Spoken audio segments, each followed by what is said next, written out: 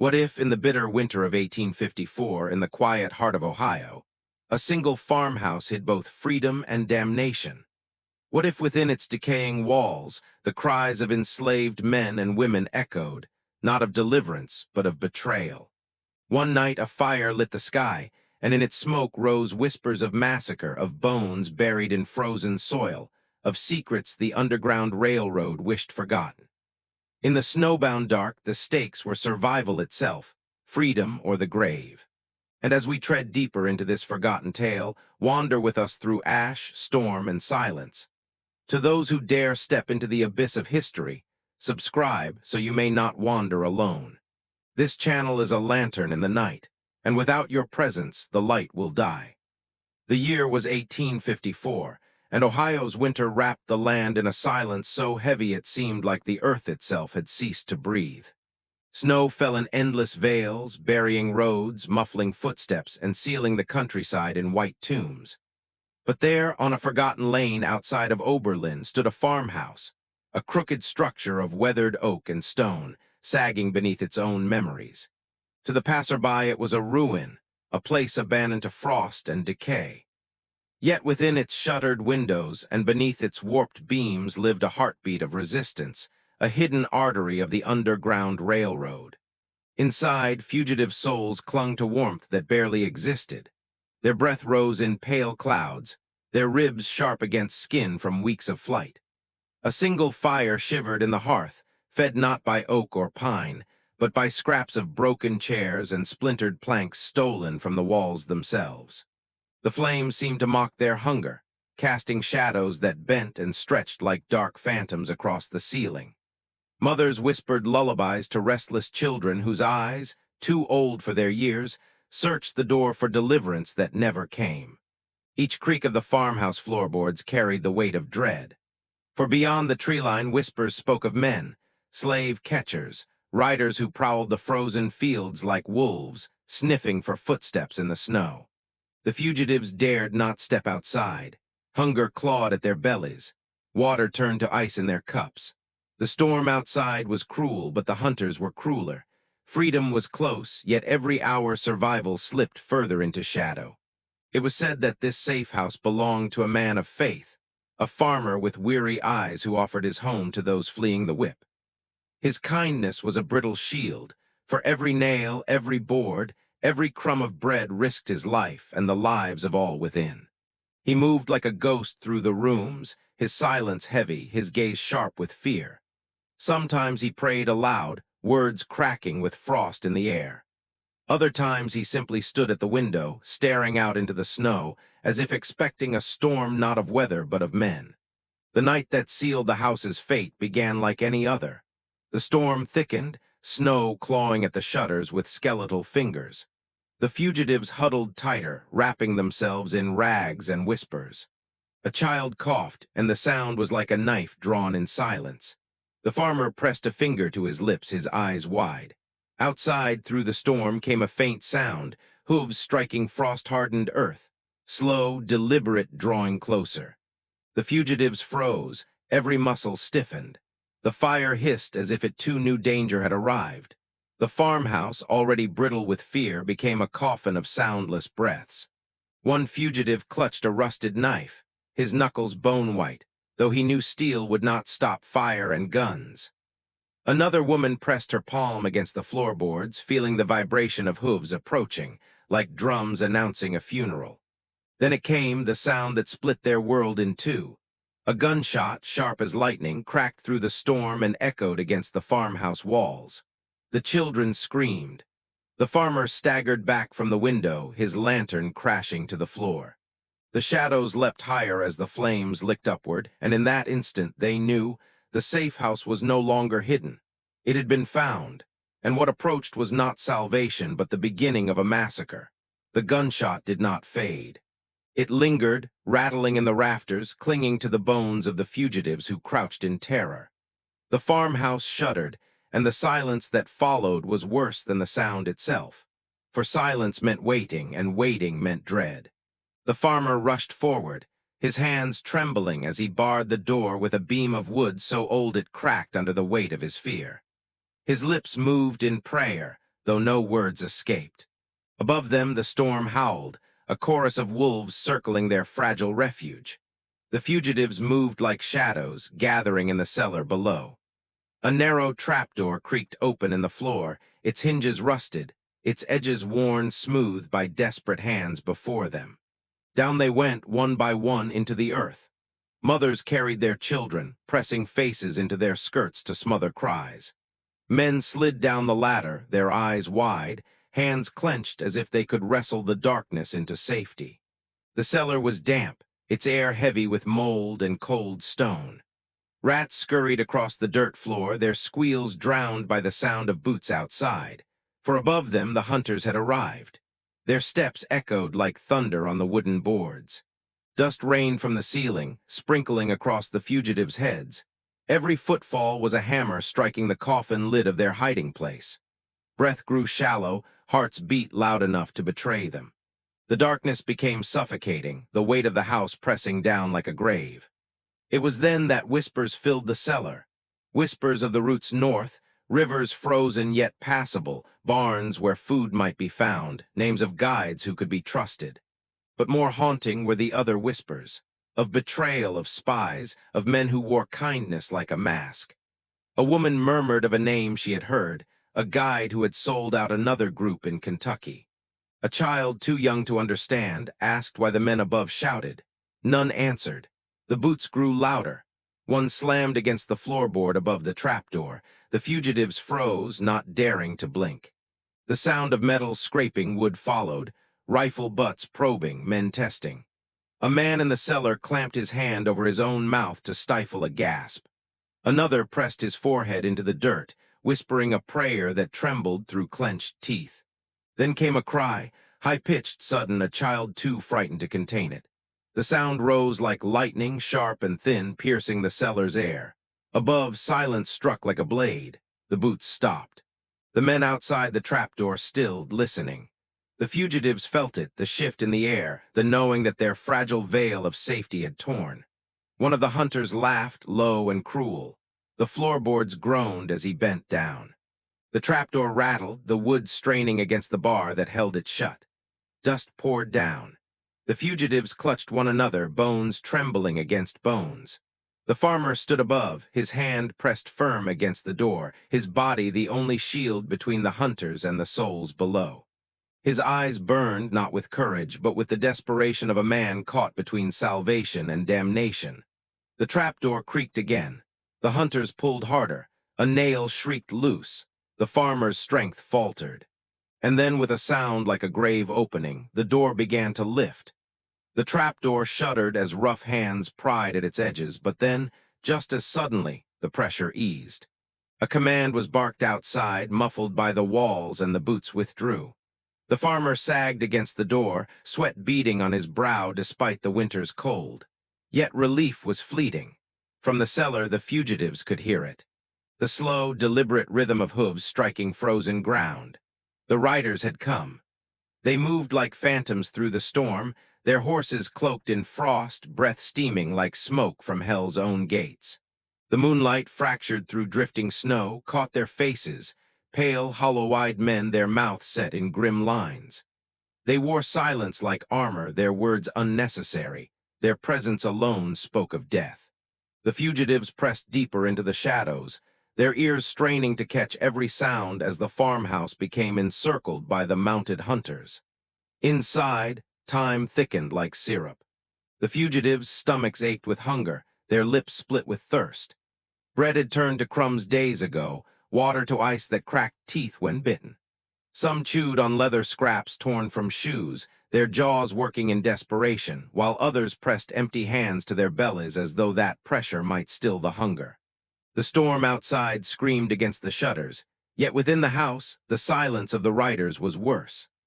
Hours bled together, marked only by the creak of saddles, the snort of horses stamping frost from the earth, the soft hiss of steel being drawn.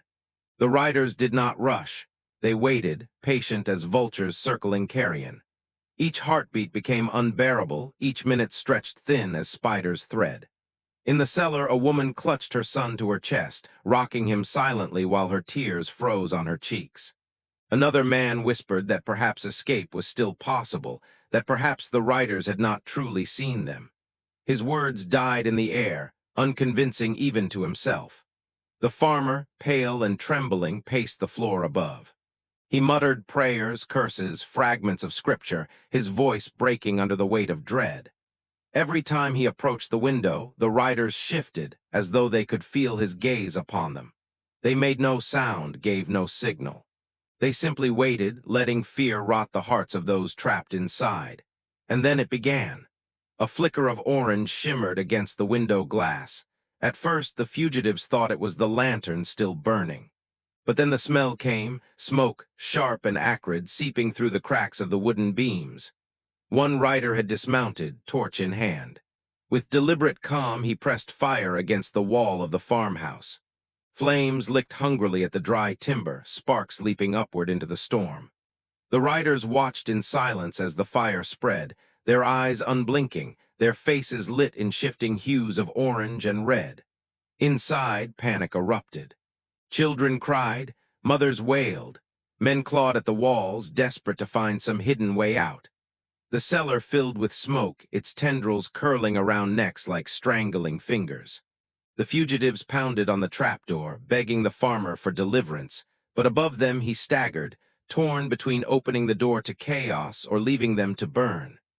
The fire roared, devouring the farmhouse like a ravenous beast.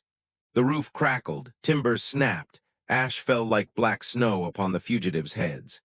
And in the storm outside, the riders remained unmoved, their eyes fixed on the flames, their silence deeper than death itself. And then the first scream tore through the night. The scream split the night like a blade, jagged and raw, rising above the storm, above the riders' silence, above even the roar of the fire. It was the scream of a man whose flesh met flame, a cry that clawed its way into the marrow of all who heard it. Within the farmhouse, smoke thickened into a black veil, choking lungs, burning eyes, turning every breath into agony. Shadows danced wildly across the walls, leaping higher as the flames devoured timber and beam. The fugitives clawed at the cellar walls, their nails breaking against stone and dirt, desperate for escape from the inferno above. The farmer stumbled through the choking haze, his face lit with fire's hellish glow. He pulled at the trapdoor, dragging it open as the fugitives surged upward in a wave of panic. Men burst into the room, coughing, eyes streaming, clutching children and loved ones as if their embrace alone might shield them from the flames. The air was filled with shrieks, prayers, curses, and the crackling roar of fire consuming everything it touched. The hearth, once their fragile source of warmth, had become a crucible of death. One woman staggered toward the door, her infant wrapped in rags pressed tight against her chest. But before she could reach it, the boards shattered inward. Hunters surged through the smoke, their faces obscured by soot and shadow, their rifles glinting with firelight. They struck her down with the butt of a gun, tearing the child from her arms. Her scream was drowned by the flames as she collapsed, blood pooling across the floorboards, searing in the heat. Men fought back in futility. A fugitive swung a rusted blade, slashing at a rider's coat, but a pistol roared and flung him against the wall. Another lunged forward, fists clenched, only to be struck down by boots and rifle butts until his body was motionless, his blood spattering across the hearthstones. Children cried for mothers who no longer answered. Prayers rose like smoke only to vanish in the choking air. The farmhouse had ceased to be a refuge. It had become a slaughterhouse. The riders showed no haste. They moved with the cold patience of men who believed themselves eternal, whose cruelty had calcified into ritual. They dragged fugitives from the smoke, not to save them, but to own their suffering. Chains clinked as manacles were fastened on wrists already raw from old shackles. Those who resisted were struck down and left bleeding in the snow outside. Those too weak to stand were lifted like carcasses and flung over saddles, their cries trailing into the night. And still the fire consumed. Rafters groaned and split, showering sparks across the blood-stained floor. A woman knelt at the hearth, clutching the lifeless body of her son, rocking him as if sleep might yet take him. The flames swelled around her, painting her silhouette against the burning walls until the smoke swallowed her whole. When at last the riders pulled away from the farmhouse, the building was no longer a house but a pyre. Its roof collapsed inward, flames rising like a beacon to the frozen heavens. The hearth, blackened and cracked, glowed faintly under the weight of blood and ash. And in the snow outside, stained crimson and littered with broken bodies, something moved. A figure, half-hidden, crawling, eyes fixed not on survival but on vengeance. When the flames at last surrendered to ash, the land fell into a silence more suffocating than the fire itself. Snow drifted through the hollow frame of the farmhouse, hissing faintly as it kissed embers that glowed like dying stars. The air, once filled with screams, now carried nothing but the crackle of collapsing beams and the soft, pitiless wind sweeping across the Ohio fields. Where children had cried, where mothers had prayed, only echoes remained, ghostly imprints upon the smoke-stained air. By dawn, the ruins stood as a charred skeleton against the pale sky, its ribs of timber jutting upward, black and broken. The earth was scorched, the ground littered with fragments of bone and cloth. Here and there, the snow revealed stains too dark to be washed away, frozen pools that whispered of blood spilled in fury and despair. To the villagers who ventured close, curiosity turned quickly to dread. They spoke in hushed tones of screams they had heard in the storm, of smoke seen rising like a beacon in the night. Yet when they arrived, they found nothing but silence, and silence they knew could lie. Rumors spread faster than the fire had. Some said the fugitives had all perished, their bodies turned to ash. Others claimed to have seen chains dragging across the road, blood dripping from saddles as riders disappeared into the night. A farmer's wife swore she heard the cry of a woman still within the ruins, though no living soul remained. Another man insisted he had seen footprints in the snow that stopped suddenly, as if the earth itself had swallowed the living whole. In the following days, brave, or perhaps foolish, souls crept toward the ruins, searching for signs of truth. They found only fragments: a child's shoe half buried in the ash, a bloodied scrap of cloth snagged on a nail, a mark carved into the cellar stone, 3 lines etched deep as though gouged in desperation. These remnants were passed from hand to hand, carried like relics, but none could piece together the full story. The silence of the land swallowed every attempt to understand, yet whispers grew that not all had perished. In barns and woods across Ohio, strangers were said to appear, gaunt, hollow-eyed, speaking in broken voices of fire and betrayal. Some carved strange symbols into trees before vanishing into the northern night. Others left behind tokens: a rusted chain link, a strip of scorched cloth, a name scrawled in ash. These fragments became warnings to those who listened, though what they warned of remained unclear. The farmhouse itself, blackened and skeletal, became a wound upon the landscape. Crows circled above its ruin, their cries harsh against the silence. At night, travelers swore the air still carried the faint sound of weeping, that shadows moved within the collapsed walls, though no living soul remained. Some said the hearth glowed faintly, as if blood and fire had soaked too deep to ever fade. But the truth, the full, unbroken truth, was not silence. It was hidden, waiting in fragments, in whispers, in the unspoken fear that lingered on every frost-laden breath. And beneath the ruins' floorboards, buried in ash and dust, something remained unseen, waiting for discovery, waiting to speak again. Years passed, and the farmhouse that once burned like a pyre fell deeper into ruin. Winter after winter pressed its weight upon the blackened beams until they sagged into the soil. Grass grew over the charred earth, wildflowers pushed through cracks in stone, yet the land never felt clean. It carried a heaviness, as though the ground itself remembered what had been buried there. Farmers who plowed too near claimed their blades struck bones. Children dared each other to run past the ruins at night, and some swore they heard whispers calling from the cellar, thin, desperate voices clawing at the air. It was in this haunted earth that the journal was found. Discovered in 1862, during another bitter winter, when Union scouts passed through and sought shelter in the wreck. Beneath a broken floorboard, they unearthed it. A small leather-bound book, scorched at the edges, its spine cracked, its pages warped with smoke and damp. Yet within its fragile shell remained words, words that breathed with hunger, fear, and despair.